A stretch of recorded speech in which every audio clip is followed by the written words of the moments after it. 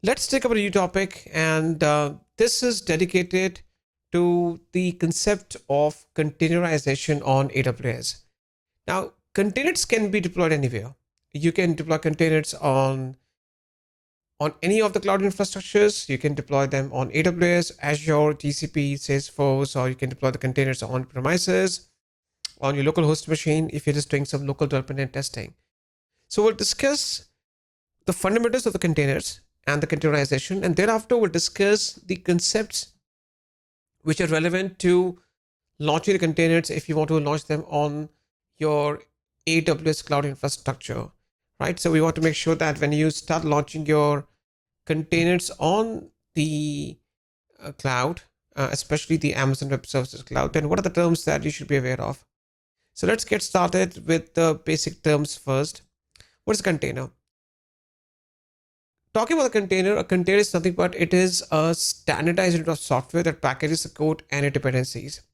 You can say that fundamentally container is nothing more than a running process with some encapsulation features added to it. So a container is a standardized unit of software which packages the code and its dependencies. So technically or fundamentally, it is nothing more than a running process with some encapsulation features added to it. Now, what do you mean by encapsulation features? This means that the containers are completely isolated from each other. Each container is completely cut off from other containers and even from the host machine on which it's running. So this means that you can replace or upgrade some of the containers without affecting others. Now, what is the concept of containerization? Let's discuss that in the next slide. So the use of the containers to deploy applications is called the containerization. Now, containerization as a concept or as an application process is becoming very much popular nowadays because when you make use of the containers to deploy applications, then you get a lot of benefits compared to if you deploy the same applications on the virtual machines. So let's understand that what are the benefits of the containerization. The very first benefit is that it gives you something called flexibility. So even the complex applications can be easily containerized. Then we have something called lightweight. One thing you need to keep in mind is that whenever you use the containers, containers don't need their own separate guest OS. They don't need separate guest operating system. So compared to the virtual machines, they're quite lightweight, which means that they don't consume a lot of compute resources in terms of CPU, memory, and for example, the storage. So CPU, RAM, storage requirements of the containers is very much less compared to the virtual machines. Why so? Because the containers that you deploy, they don't need their own separate guest operating system. Then we have this thing called portability. Containers offer you portability. So you can develop your applications locally. You can build them locally. You can deploy them to any of the cloud infrastructures out there. And also you can run them anywhere. So they are very lightweight. They're quite portable.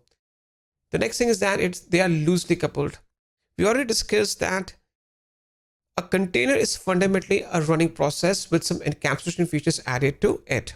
So this means that a container is completely isolated from rest of the containers and even from the host machine on which it's running. So this means that you can replace or upgrade some of the containers without affecting the others nearby. Then scalable. You can increase the number of your Docker containers replicas within the same data center or even across the data centers as well. Security. Now containers give you uh, some kind of isolation capabilities. They apply aggressive constraints. So you get a lot of security while using the containers. So these are some of the benefits that you can get from the containerization as a concept or when you containerize your applications. Now, these containers that you deploy, these containers are being extracted or built from a read-only template that's called an image. So it's a lightweight standalone executable package of the software. Let's understand the images in depth. So containers are being created from a read-only template that's called an image. It's a lightweight standalone executable package of the software. It contains every single bit of information that's required to launch your application, including your code, your runtime, your system libraries, system settings, and system tools. To cut the story short, if you make your images to run on a Docker engine, they become containers. So images, they are converted to containers when they're made to run on the Docker engine. Now, you also have the concept of Docker file. So you can use a Docker file to construct the images from your existing applications. So it's a kind of a plain text file which specifies all the components in the container. And it's a plain text file. And you can just extract the images from your existing applications that are running. The fundamental thing that we need to understand is that when you extract these images, when you build these images, where these images are being stored? Well, they're being stored either in the Docker repository or registries. So if you just go to hub.docker.com, that's from where you can just extract your public images. Most of the times you just go ahead and just extract your public images from there. You can also have your own private repositories or private registries. So images can be extracted or downloaded from any one of these different repositories or registries. And then you can, of course, make them to run on a Docker engine. And of course, when the images are being made to run on a Docker engine, they become containers. Now, for example, in terms of the public repository, you just go to hub.docker.com. And if let's suppose if you want to go with the private registry, in Amazon, we have Elastic Container Registry. So there you can just have your own private registry where only your images are being published and can be shared among your team members.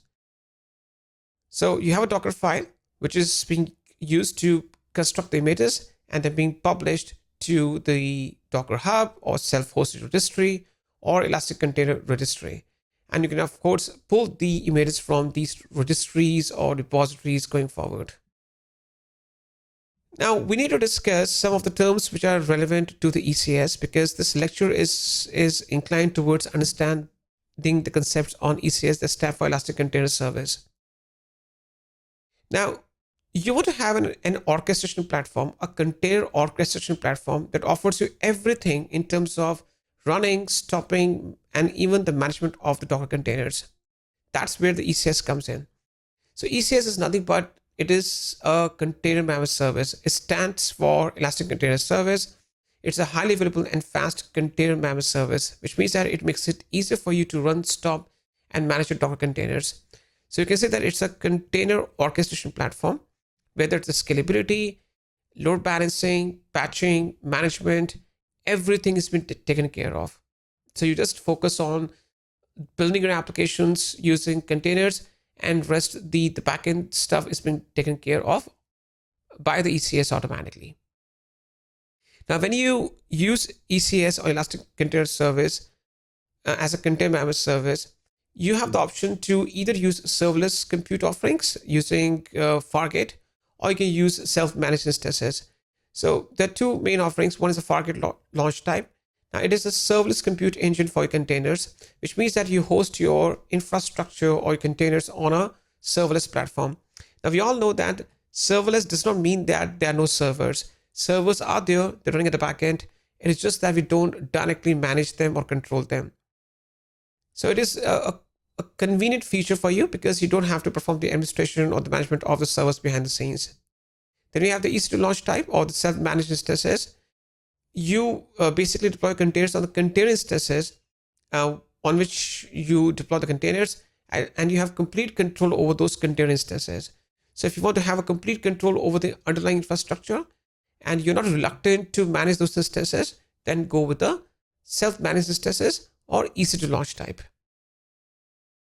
Now, benefits we already have discussed. In terms of the benefits, it is a container orchestration service. So you don't have to operate cluster management and configuration management systems. You don't have to worry about the scaling and even the load balancing or the management. So ECS is a complete container orchestration platform for you. Now we have to understand some of the basic terms before you can jump into the deployment part. So the very first thing we need to understand is the task definition. Now, if you have worked on Docker, you must have built a compose file, a Docker compose file. So you can say that this task definition is kind of a Docker compose file. A task definition is nothing but it's a blueprint, which is in JSON format, which instructs the ECS service how to run a Docker containerized application, but including some basic nuances or details. Let's suppose images, the port binding, volumes, environment variables, compute and memory requirements, roles to be used by a task or group of tasks, etc. So you can say that it includes some of the important parameters out there to launch an application, which ECS uses to deploy your containers or the tasks. It's kind of a blueprint. It's in JSON format. It's a blueprint that describes that how Docker containers should launch. It's kind of launch config, which includes all the parameters out there. What are the parameters? Which containers to use, which launch type to use, whether you have to go with a Fargate launch type, which is a serverless compute engine for your containers, or the EC2 launch type or self-managed instances, ports to be opened, port binding. So you can specify your container port and the host port, data volumes to be used, right? So see, these are some of the parameters that you can include in the task definition. Then we have task. A task is nothing but it's a running instance of a task definition. It represents one or more containers. So it's a logical group of containers running on an EC2 instance. The settings have been extracted from the task definition. You can think of a task as an instance of the task definition. Now comes the ECS cluster. ECS cluster is nothing but it's a group of your container instances on which the containers are being placed on. So it's a larger group of the virtual machines on which you can place your tasks. Now, every single instance that you have in the ECS cluster, now this instance is called a container instance, has two main software packages pre-installed. One is the ECS agent, and the other one is the Docker daemon. The ECS agents help the instances to, or these container instances to register themselves to the ECS cluster. Now, these instances, these container instances are being deployed using a special AMI. It's called, or they're called as ECS optimized AMIs. They're being specifically designed for the ECS because these AMIs help you to download ECS agent and Docker daemon as packages. So that's what this is a container instance or an EC2 instance being running. The ECS agent is already been pre-installed as a pre-built package. The ECS agent helps this container instance to register itself to the ECS cluster. Okay, so that's how this works. Then we have the container instance. A container instance is simply an EC2 instance which is being deployed or launched using an ECS optimized AMI. Now it has two special packages being pre-installed or pre-included, which is an ECS agent and the other one's a Docker daemon. So it is a simple EC2 instance which is part of an ECS cluster. It has a Docker and ECS agent running on it. Then we have the service. What is a service? It's a scheduling logic which takes care of the running of the tasks or containers smoothly. So a service ensures that you have a desired number of tasks or containers always up and running to support your cluster. So they maintain the exact numbers that you want to have at the backend, the number of tasks running, the healthy tasks running. And if those tasks fail, services replace those tasks with the healthy ones. And also it takes care of the load balancing and auto scaling. You can put a service behind a load balancer. So it's a scheduling logic that decides when should containers run on a cluster. It enables you to run and maintain a specified or designed number of instances of a task definition simultaneously in an ECS cluster. So if your tasks fail for any reason, they become unhealthy, then the service will replace them with healthy ones. So overall, service ensures that it maintains a desired number of tasks in your service. You can optionally run your service behind a load balancer, and also you can also auto scale that. Of course, when you use a load balancer will distribute the equal amount of traffic among your tasks which are linked with the service. Now, these terms that I've discussed with you, if I summarize that in just one single slide, this is how it looks like. You have an ECS cluster. What is an ECS cluster? It's a group of container instances. These container instances, they register themselves to the ECS cluster because these container instances have the ECS agent package running upon them. Once these container instances become the part of the ECS cluster, then you can start running tasks upon these container instances. What's a task? It is a running instance of task definition. Each task represents one or more containers. What is a task definition? It's a blueprint in the JSON format that instructs ECS how to launch or how to run a Docker containerized application. It includes some important parameters like images to be used, ports to be used or ports to be opened, networking, logging, roles to be assigned to the tasks, and even, for example, it includes the CPU and memory requirements for these tasks to be up and running or to be launched. So it includes all the parameters which ECS uses to run these tasks. It includes all the parameters. So you use the task definition to launch your tasks upon these container instances. Now, who is responsible to manage these tasks efficiently, ensuring that a desired number of tasks or containers are always up and running at all the times? If some of these tasks or containers fail, then in that case, they can be replaced with the healthy ones. And also, the load balancing and scaling capabilities need to be applied to these containers. So this job is being done, or these responsibilities are being taken care of by the service. So service is a scheduling logic whose main responsibility is to maintain the desired number of tasks, which should be always up and running across your container instances. And if they fail, or if some of the containers fail for any reason, then they've been replaced with the healthy ones. And also, you can put a service behind a load balancer. You can also apply auto scaling as a concept, or you can integrate auto scaling with the service so that these number of containers or these tasks can be scaled up and down based on the patterns of the incoming traffic. So that's all about the theoretical overview of the containerization on AWS.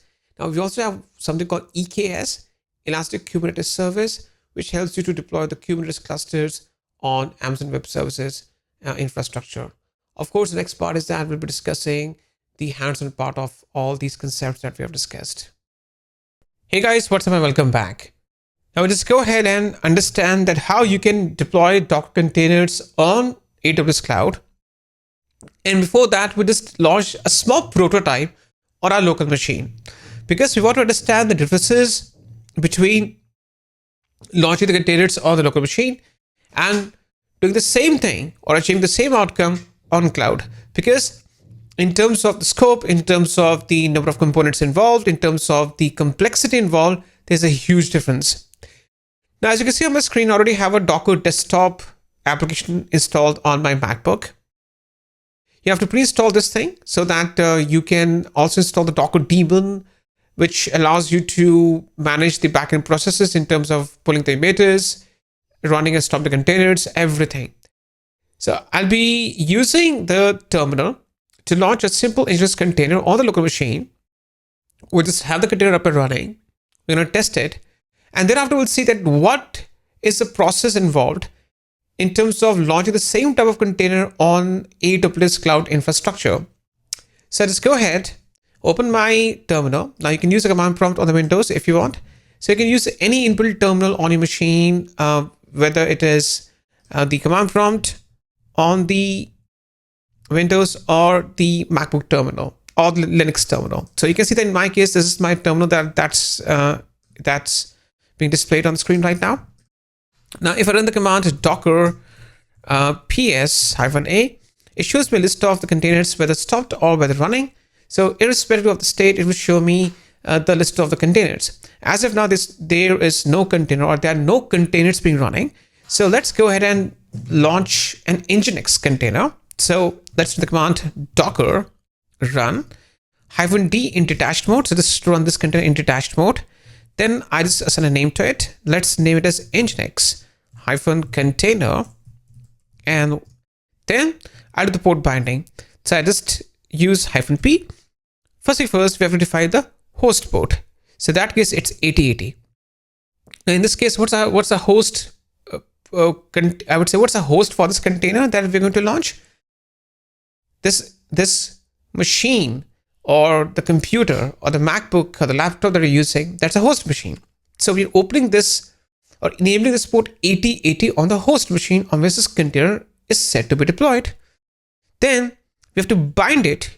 So after colon, you have to include the container port 80 in this case. So this is the port number that will be opened on the container that we're going to launch. So we're using -p and binding the port 8080, the host port, with the container port 80. Finally, we just go ahead and include the name of the image that will be used to deploy this container. Now, what's an image? An image is nothing but it's a read-only template from which we just extract or deploy the container. It's a standalone executable, or I would say lightweight package of the software, which contains everything to deploy the container, including the code, the runtime, system libraries, system settings, system tools. If the images are being made to run on the Docker engine, they become containers. So I define the Nginx as the image name, and that's it.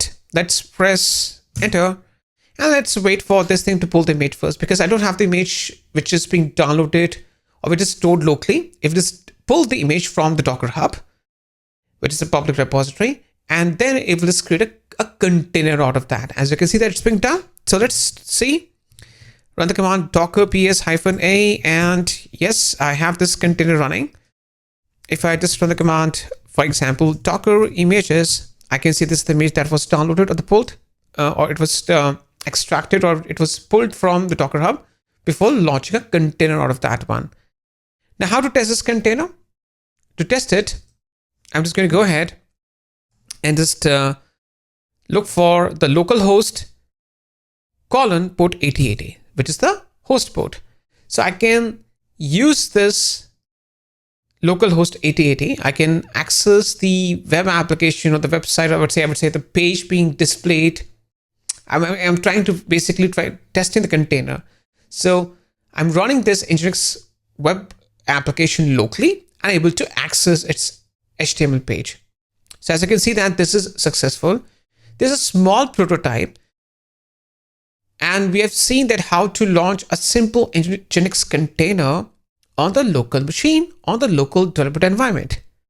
Now let's see what happens if we just want to get the same outcome, the same container to be up and running in AWS Cloud. Now you'll see there will be a wide difference. So in this case, let's go to the AWS Management Console, and the service that you're looking for, or you should be looking for, is the Elastic Container Service. Now it's a container management service. It is fast, it is highly available, and it allows you to run, stop, and manage Docker containers. It is a one-stop destination. It's a container orchestration platform for you. Now, there's a three-step procedure that you have to follow along to deploy your container. Number one is that you have to deploy a cluster. Number two, you have to create a task definition. And number three, you have to create a service. So this is a three-step procedure: cluster, task definition, and service. So these are the components that need to be configured or built one by one in this sequence so that we can create a container that's an Nginx container in our case. Let's go with the cluster first. So on the left-hand side, you can see that we have this clusters. Now, what's a cluster, by the way? A cluster is nothing but it's a group of the container instances, or its infrastructure on which the containers are being placed. Let's go and create cluster. And this cluster picks a random name, an auto-generated name. It says stylish shark and with some random digits. Now you can just go with this one, or you can just assign a custom name to it. I just go with the custom name or the default name. Let's go with the default name. So I just go with the default name and not customize it. It's purely your choice. So this is the name of the cluster that I have been assigned, or that's being auto-assigned to this one, this cluster. And the next thing that you have to select is the infrastructure, which is the underlying resources that you have to assign to the cluster. Now, what I mean by underlying resources, what do we mean by the infrastructure in terms of this ECS service? We need to understand one thing, that these containers are being placed on some compute servers. Those compute servers, at the end, I would say, behind the scenes, we have the virtual machines or the ECS instances being up and running on which the containers would be placed. Now, under the infrastructure, we have to define whether those containers, or I would say whether those container instances would be managed by us, or whether they will be managed by AWS, or we want to go purely serverless. If you want to go with serverless, then we have to choose Fargate. Now, what is Fargate? It is a serverless compute engine for the containers. Of course, we get convenience. We don't have to manage, scale, load balance the containers behind the scenes or the container instances, but we don't get the transparency in terms of the management of those containers. We don't see the containers at all, so we can't manage them. So serverless means that the scalability, load balancing, management of the container instances / servers on which the containers are running would be managed behind the scenes without your interference. Then you have Fargate and managed instances. Managed instances means that to a large extent, the scalability and the management and the patching will be done by your cloud provider. But I want to go with the Fargate and self-managed instances. Now, what are self-managed instances? Self-managed instances are the container instances that you manage and control 100%, which means that you have full control upon those container instances, starting from the configuration, the management, the scalability, the load balancing. It's in your hands. So you get complete control over the underlying infrastructure if you go with the self-managed instances. And that's what I'm doing in my case. Now, these container instances can be auto-scaled. I just go the on-demand provisioning model in terms of these instances. And these instances will be using the Amazon ECS optimized AMI. Now, what is this Amazon ECS optimized AMI? Now, this is a special AMI which helps you to deploy your container instances with two special packages. Number one package is the ECS agent, and the number two package is the Docker daemon. ECS agent is the special package, or it is also called container agent. So it allows the container instance to register itself to the ECS cluster. So every single container instance that would be running in my cluster need to get itself registered with the ECS cluster. So who facilitates that? The ECS agent. The second one is the Docker daemon. Docker daemon is also being pre-installed with this package. When we use ECS optimized AMI, the Docker daemon is also installed. The Docker daemon is installed so that the ECS plane or ECS control plane that's been managed by AWS can send instructions to these Docker containers. So the container's entire life cycle is being managed through that ECS plane, but those instructions are being sent to the Docker daemon running upon these instances. Overall, the ECS optimized instances contain two special packages, ECS agent and the Docker daemon. We just go the Amazon Linux 2023 base AMI or the ECS optimized AMI. We are not going to change it. In terms of the hardware, let's go with the t2.micro instance type, and let's select that. All right. Now, what about the EC2 instance role? We'll just go with the ECS instance role. Now, this is the role that my container instances may need to do some, or to, I would say, to perform special API requests or to send some API requests behind the scenes to the services internally. Again, you can just go with the default role if you want. Now we have to set the desired capacity of the minimum number of the container instances 1 and maximum as 5. So this means that it will always ensure, because we're using auto scaling to manage our underlying infrastructure, it will ensure that minimum 1 and maximum 5 container instances are always up and running to support my containers. We don't have to go with the keep here. We don't have to change any of these settings down below. Let's go ahead and click on create. So it's going to create a cluster, and it will start with the minimum number of the container instances. In our case, that's 1. Now this can take some time to be up and running. So in the meantime, we will just go ahead and create a task definition. See, cluster is nothing but it is a group of the container instances up and running to support your containers. We run the containers in the form of tasks upon these container instances that are clustered together in the form of a cluster, ECS cluster. But we have to set a blueprint for these different container instances. I would say containers on the container instances. So we have to set a blueprint for the tasks or the containers to be launched on the cluster. Now, what is blueprint? Or what is task definition? A task definition, you can see that on the left-hand side, we have the task definitions.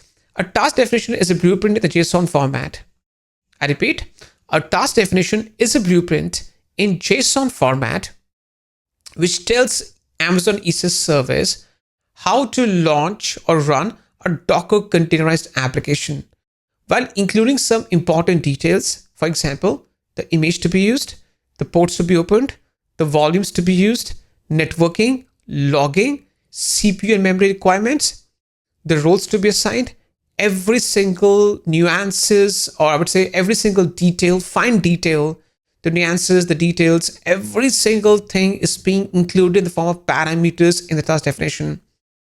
While using these parameters, while referencing these parameters, Amazon ECS will create by running tasks.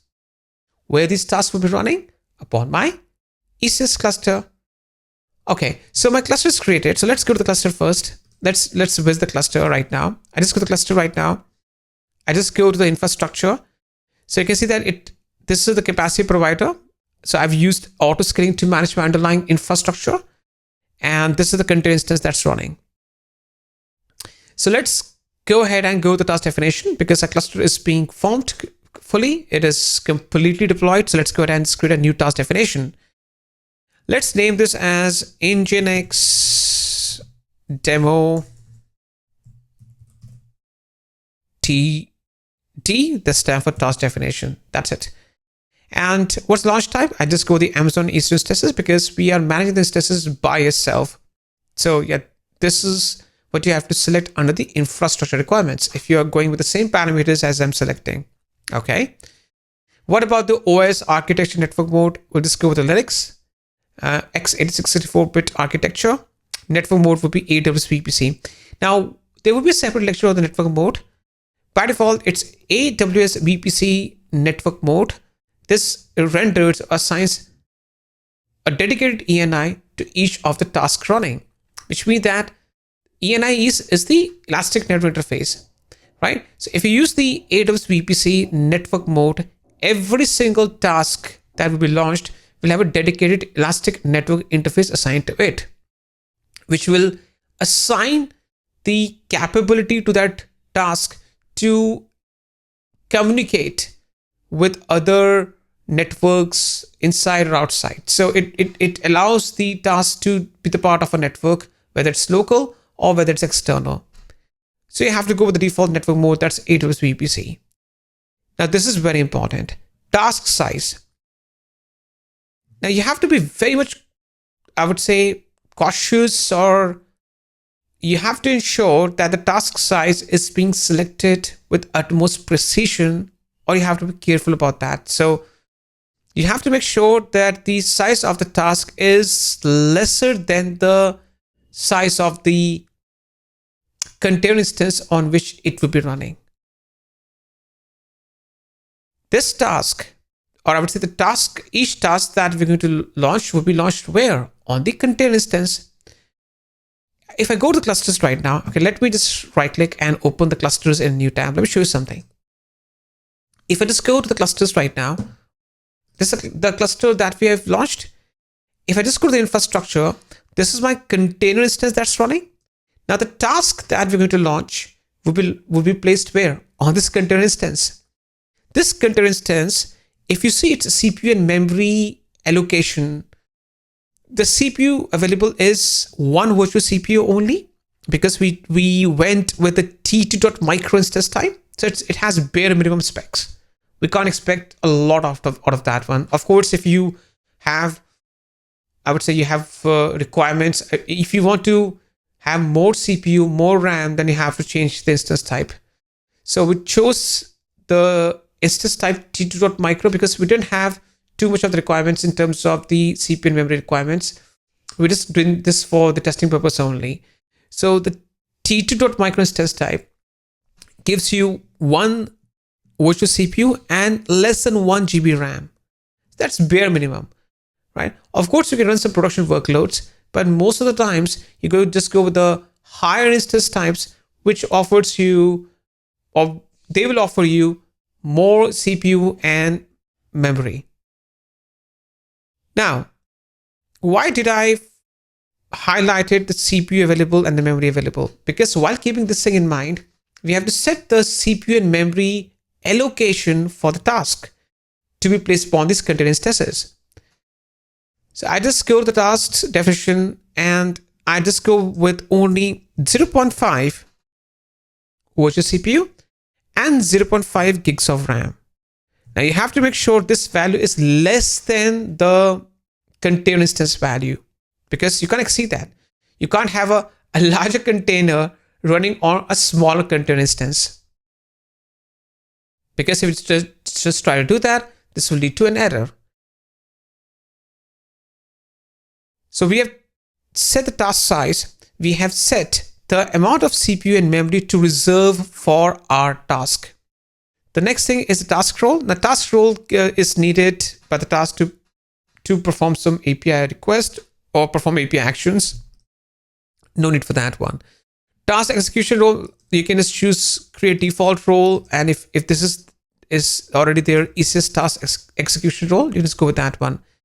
This is used by the ECS agent or the container agent running upon the instance to make some API request on your behalf. So you can just go with this one. Now comes the image. First, you have to set the name of the container. So I just name it as nginx-container. This is the name of the task that will be up and running. Image URI. So I name it as nginx without any specific version. Now this image will be pulled from the Docker Hub, the public repository. Then the port mappings, I choose so by default, it's the container port is 80, protocol TCP. I just name this as container-port, and app protocol is HTTP. Now this is relevant in our case because we're going to launch an Nginx web application. So of course, port 80 or HTTP 80 traffic must be allowed. And I guess everything is okay, except one thing.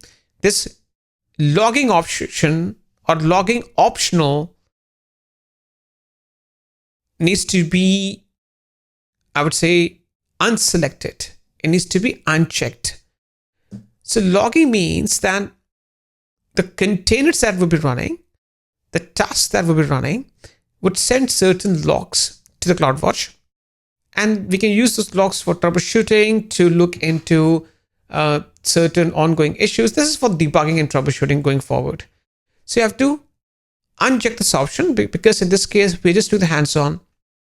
The containers, the tasks that we're going to launch are short-lived in our case. So it doesn't make any sense to just set up the logging for these short-lived containers that we're going to launch. Everything looks perfect as of now. And we have to just go ahead and just create this task definition. So as we have seen, the task definition is nothing but it's a collection of certain parameters, image, then CPU and memory allocation, or CPU and memory requirements for each of the tasks that we're going to launch, and the ports to be opened. Right, so these are some important parameters that must be defined before we can create a service. Now, what is service?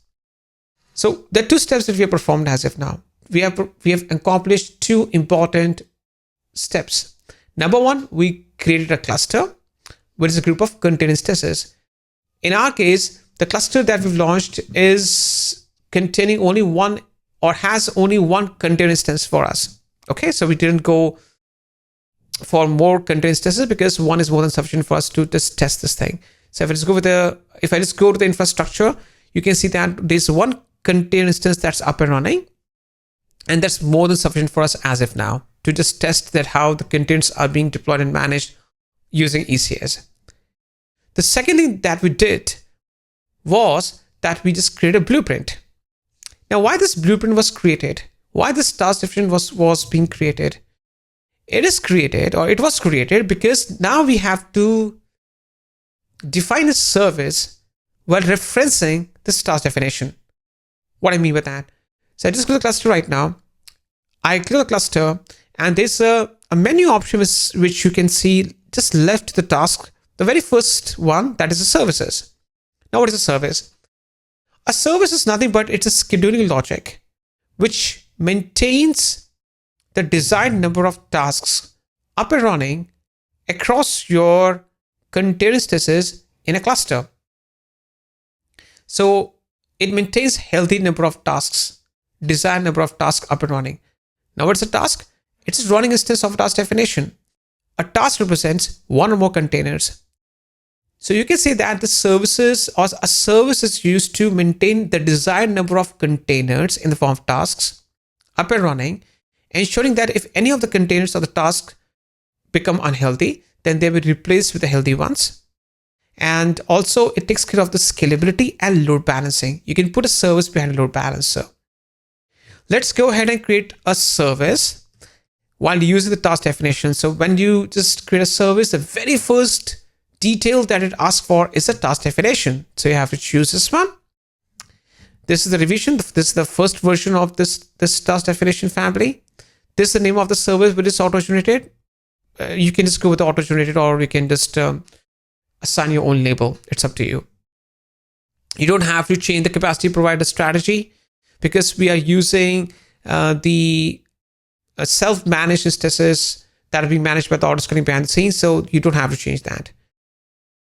Deployment configuration, by default, it's replica. This will maintain, I would say this will place and maintain a desired number of tasks across our cluster. What is the desired number of tasks in our case? It's one only. So in our case, we'll just go with only one task deployment. Only one task, that's it. And the next thing that we have to configure is the networking. Under networking, you don't have to change the VPC because in my case, I'm using the default VPC to deploy my cluster into, to deploy my task into. So again, I'm not changing that one. So all my resources are being managed within this default VPC in the region of Frankfurt. The main thing that I have to choose is the security group. I have to create a new one. Now, why I want to just create a new security group or the firewall for these tasks to be placed? Because one thing you need to understand, the containers of the tasks that we're going to launch, or in this case, only one task we're going to run, is an Nginx container or the Nginx task, which is there to offer the browsing capabilities. I would say that we want to access the Nginx web application over the browser, using the browser. So using the browser, we want to access the web page or the web application that we're going to launch, because we're going to launch an Nginx web application. So in that case, even though we've opened the port 80 on the container side, but on the firewall side, which is the security group that we're going to configure, we have to also open that port as well. It picks the default name of this security group. We can just keep it as it is. Make sure you choose HTTP traffic over port 80 from all the sources. So you have to choose anywhere. That's it. So even though the port 80 is opened on the Nginx container, which means that, of course, there's no restriction from the container perspective, but the firewall that is being applied to my containers, you also have to include these ports or the protocols as well. The last thing, but not the least, is that we just put this service behind a load balancer. So I just go to the load balancing, which is optional. Choose use load balancing. Now, of course, the load balancer will be in the same VPC where all my infrastructure is running or will be managed behind the scenes. The load balancer type in our case would be the application one. The container at the port to load balance the incoming traffic to would be, this is the container name, and the traffic will be sent to the port 80. That's it. We'll just create a new load balancer. We're just going to name this as Nginx demo LB, which stands for load balancer. So you don't have to change the list of configuration. We'll just create a new target group which will contain these container instances.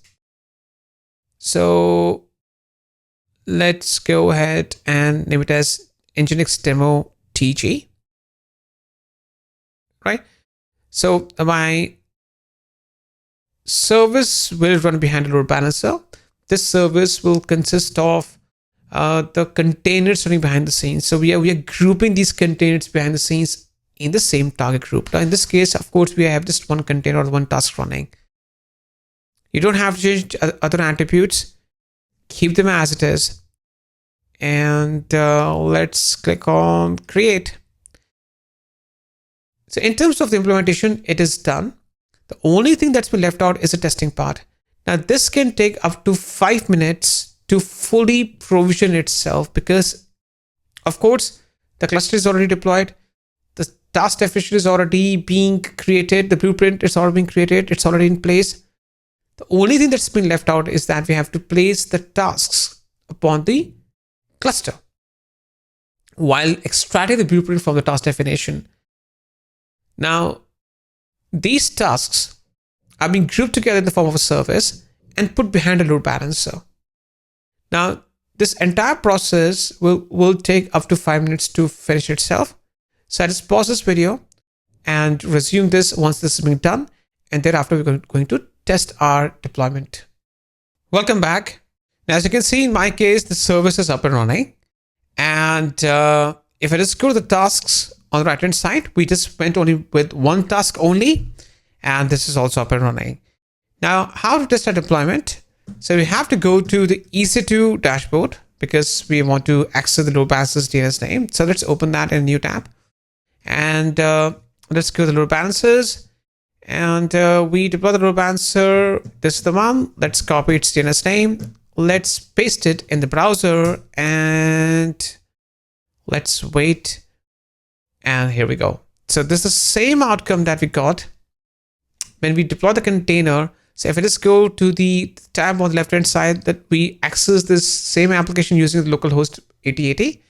But now we are accessing the same application because now this containerized application, this Docker containerized app is deployed where?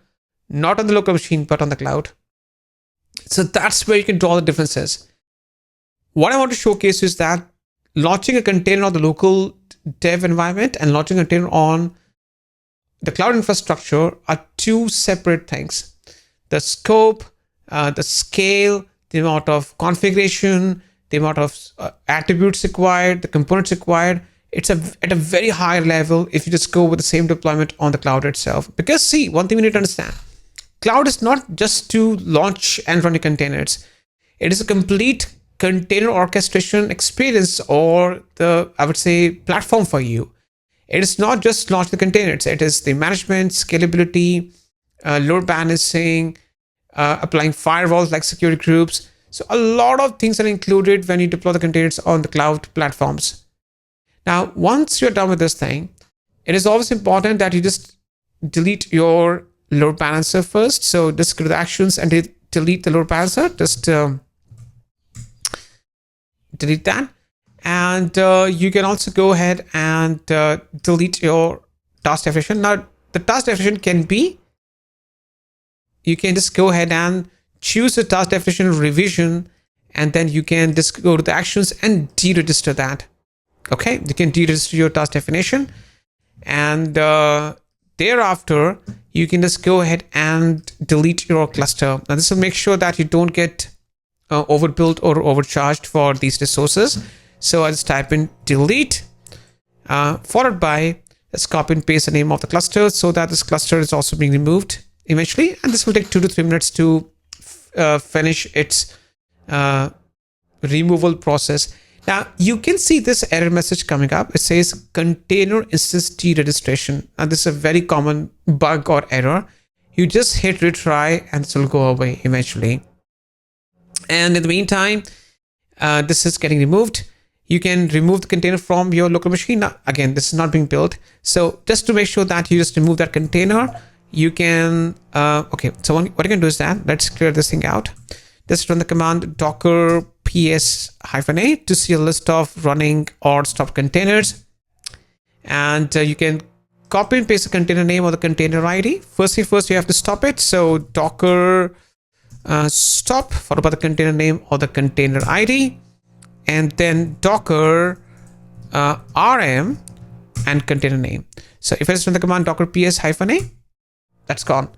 And what about the Docker images? So if this go to or run the command docker images, I can see the list of the images. Now you can just remove this image because it takes a bit of space. In my case, it's taking 180 megabyte. So I can copy the image ID. So I can just type the command docker rmi and the name of the image. That's removed. If I run the command docker images, no image. So I've also removed every single thing from my local machine as well. And if I just go to the cluster, this is also on the verge of getting deleted. So I hope this was informative. Thank you so very much.